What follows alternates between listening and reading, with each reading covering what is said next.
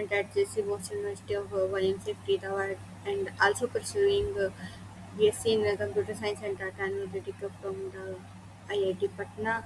Today we have to doing a question DSA question of Kicks for Kicks websites. The question is that आज का question ये है कि पिटोनिक points पे question है जो कि डिफिकल्टी लेवल है जिसका इजी। और इस क्वेश्चन में क्या है कि given an array of integer ARR that is first strictly increasing and then maybe strictly decreasing. Find the Bitonic point that is maximum element in the array. Bitonic point is a point before which the element are strictly increasing and after which the element are strictly decreasing. तो note में क्या है कि एक मतलब हमेशा एक point तो होगा ही होगा जो हमें क्वेश्चन दिया होगा उसमें एक गारंटेड है कि वो पॉइंट मिलेगा ही हमें। तो बिटोरिक पॉइंट होता क्या है?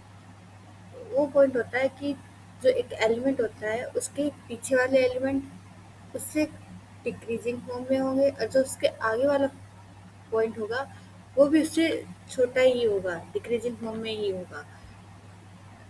जैसे हम जो एग्जांपल दे रखा है हमें ARR 1 2 4 5 7 8 एंड 3। अगर हम इसको मतलब ड्रॉ करें एक ग्राफ के फॉर्म में तो 1 2 ये हो गया 4, हम मान लेते 1 2 4 ये 4 हो गया, फिर 5 ये मान लेते 7, ये मान लेते 8 और 8 के बाद सीधा नीचे आते हुए आ गया 3। तो 8 वो पॉइंट है जिसके पीछे जितने भी सारे पॉइंट है वो सारे इसके डिक्रीजिंग फॉर्म में है और जो इसके आगे वाला पॉइंट है वो भी इसके डिक्रीजिंग फॉर्म में है। तो हमें वो वाला पॉइंट फाइंड करना है। ठीक है, तो हम क्या करते हैं, तो हमारी कंडीशन क्या होगी? कंडीशन तो यही होगी कि हम चेक कर लेंगे इफ कंडीशन के अंदर कि जो हमारा एलिमेंट है ARRI वो क्या इसके पहले वाले एलिमेंट से बड़ा है।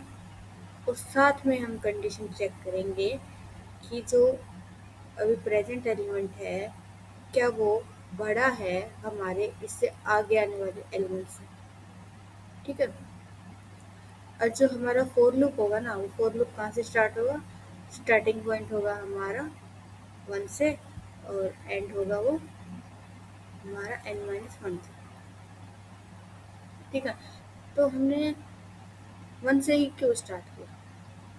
अगर हम 1 से स्टार्ट नहीं करते ना तो n माइनस या i-1 है, तो जैसे ही हमारा 1 होता मतलब 0 होता, अगर हम इसको 0 से स्टार्ट करते तो i की वैल्यू 0 होगी, तो 0 -1 तो इंडेक्स होता ही नहीं है ना, एग्जिस्ट ही नहीं करता है एरे में, इसलिए हमने 1 से स्टार्ट किया। ठीक है, तो 1 से स्टार्ट करने पर अगर हम i की वैल्यू हमारी 0 1 होगी तो i-1 क्या हो जाएगा? 1 - 1 = 0 हो जाएगा। चलो इस जो ये मैंने कंडीशन दी है इसको ड्राई रन करके देखते हैं।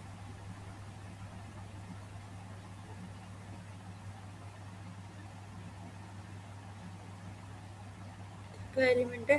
1 2 4 5 7 8 एंड 3।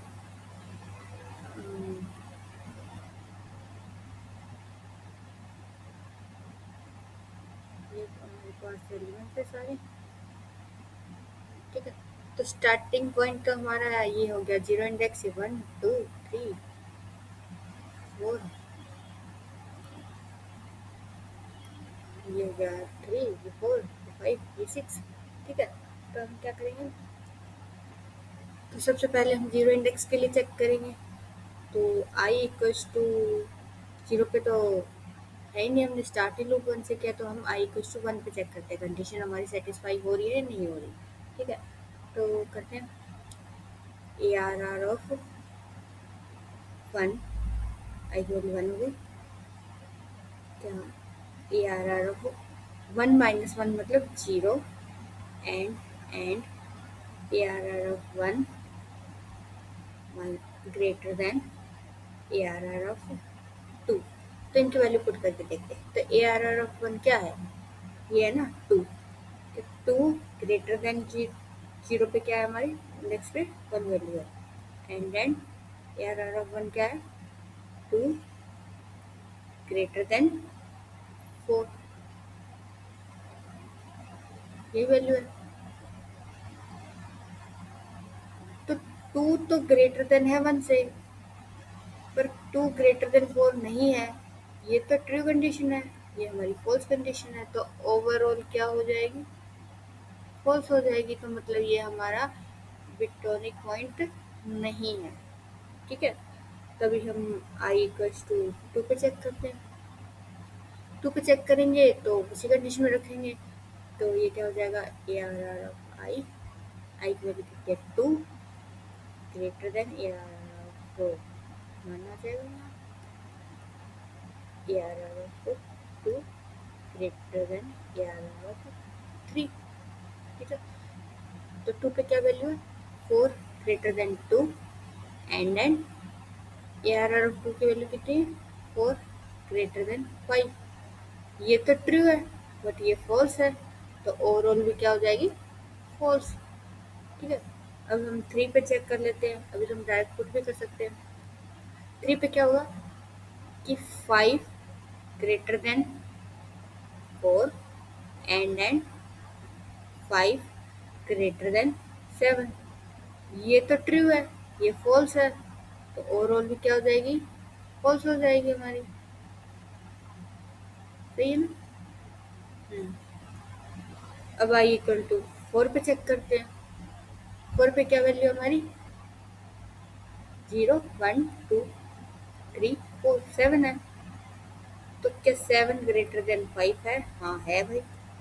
फिर क्या करेंगे कि जो 7 है क्या वो ग्रेटर देन 8 है, तो ये तो फॉल्स है हमारी, तो ओवरऑल भी फॉल्स हो जाएगी। अब हम चेक करते हैं आई इक्वल्स टू 5 पे। आई इक्वल्स टू 5 पे क्या है हमारा 8, तो 8 क्या हो जाएगा 8 greater than 7 and 8 greater than 3, तो ये तो ट्रू है और ये वाला भी ट्रू है, तो ओवरऑल भी क्या हो जाएगा ट्रू है।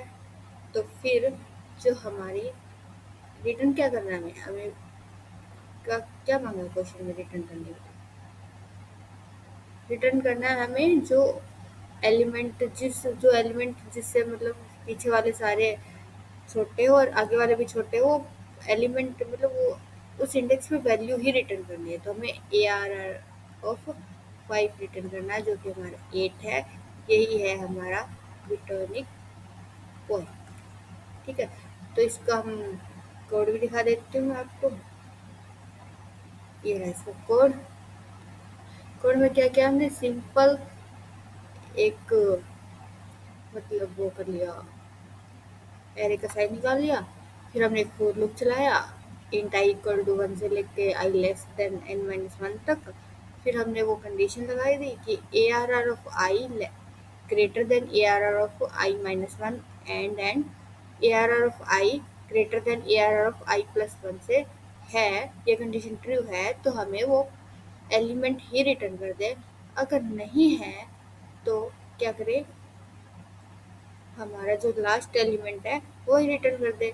तो इसका मतलब क्या होगा कि अगर कोई एलिमेंट मतलब हमें मिल ही नहीं रहा है और वो ये कह रहे हैं कि एलिमेंट एग्जैक्टली है, तो हम लास्ट एलिमेंट क्यों रिटर्न करेंगे, क्योंकि हमें पता चल गया ना कि वो जो एरे है वो ऑलरेडी सॉर्टेड फॉर्म में है। जैसे कि ये है 10 20 30 40 50, तो 50 सबसे लास्ट में है ना, इसके आगे एलिमेंट तो कुछ है नहीं, इसके पीछे वाला इससे छोटा ही है, आगे कुछ है नहीं, तो फिर यही होगा ना बिटोनिक point. So thank you for watching guys. Like, share, subscribe my YouTube channel.